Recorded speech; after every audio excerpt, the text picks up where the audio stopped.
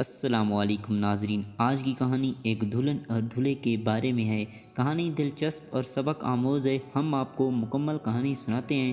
اگر آپ اس سے پہلے ہمارے چینل پر نئے ہیں تو چینل کو سبسکرائب کر دیں اور ساتھ لگے بیل آئیکن کو بھی پریس کر دیں تاکہ اس طرح کی مزید سٹوری اپلوڈ ہو تو سب سے پہلے آپ کو مل سکے۔ تو بغیر ٹائم ضائع کیے کہانی شروع کرتے ہیں۔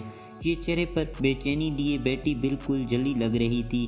وہ جا چکا تھا، اتنی کوفت اسے کبھی بھی نہیں ہوئی تھی۔ وہ نماز وقت پر پڑھنے کی عادی تھی اور آج ہی آنکھیں کھل رہی تھی۔ کیا سوچ رہے ہوں گے ارسلان میرے بارے میں؟ شرمندگی ہی شرمندگی تھی۔ وہ وضو کر چکی تھی اور جائے نماز پر کھڑی ہوئی تو اس کو ارسلان کا خیال آنے لگا۔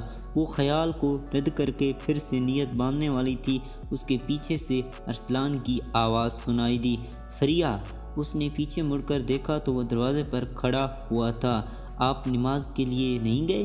نہیں، میں گیا تھا لیکن واپس آ گیا، وہ اس کی طرف قدم بڑھاتے ہوئے بولا تھا جس کا چہرہ ابھی تر تھا وضو کے پانی سے، مگر کیوں وہ منہ کھولے کھڑی تھی۔ اس نے آگے بڑھ کر اس کا کھلا منہ بند کیا اور کہا، تم میری امامت میں نماز پڑھو گی؟ آج پتہ نہیں یہ حکم تھا، درخواست تھی یا حق تھا۔ کھلا اٹھی اور جائے نماز بچھا چکا تھا۔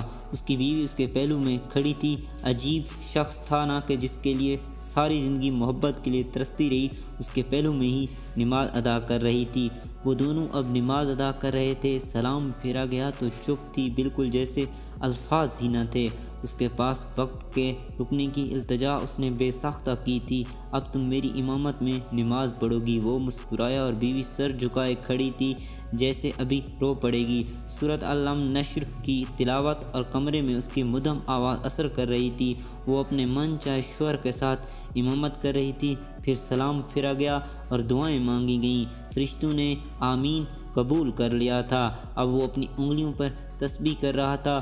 بیوی اپنے شوہر کا وجود محسوس کر رہی تھی کہ بے ساختہ دل چاہتا کہ کہہ دوں کہ نا میں تمہاری ہوں، مگر وہ نظریں نہیں اٹھا پا رہی تھی۔ وہ بس خاموشی کے ساتھ اپنے شوہر کی طرف دیکھ رہی تھی، جیسے اطمینان اس کی رگوں میں اتر رہا تھا۔ تسبیح بند ہوئی تو دونوں سر جھکائے بند آنکھوں کے ساتھ دعا کی قبولیت کی کوشش میں تھے۔ کچھ مانگنا باقی رہ تو نہیں گیا؟ اب تو بس شکر ہی شکر تھا۔ وہ پورا اس کی طرف مڑا تھا جو اسی کے انتظار میں بیٹھی تھی۔ اس کا دوپٹہ مزید نیچے آ کر اس کی پیشانی کو چھپا گیا تھا۔ نظریں جیسے اٹھنے سے انکاری تھیں۔ وہ اس کے ہاتھ اپنے ہاتھوں میں لیے ایک آیت پڑھ رہا تھا کہ گویا کہہ رہا تھا کہ میں تمہارا ہونے کے بعد مجھ پر رب کی رحمتیں مکمل ہو گئی ہیں۔ اس کا ہاتھ اپنے ہاتھوں میں لیے بہت آہستگی سے سلا رہا تھا، جیسے مان دے رہا تھا۔ وہ سورۃ الرحمن کی تلاوت سننے اس کی گود میں سر رکھ چکی تھی اور آنکھیں موند لی تھیں۔ وہ شخص کیا تھا وہ کبھی جان ہی نہیں پائی۔ اتنے سال اس کے لیے تڑپتی رہی تھی، کبھی نظر اٹھا کر نہ دیکھا تھا اس کو، اور آج اس کو رب کے سامنے لیے بیٹھا تھا کہ اس سے بہتر بھی کوئی اظہار ہو سکتا تھا۔ محبت تو محبت ہوتی ہے، کسی وہی کی دلوں پر اترتی ہے، کیا پتہ کب کہاں ازل ہو جائے، پہلی محبت پر آخری محبت مہر لگ جائے، اور کب کس فریہ کو کسی ارسلان کا کر دیا جائے۔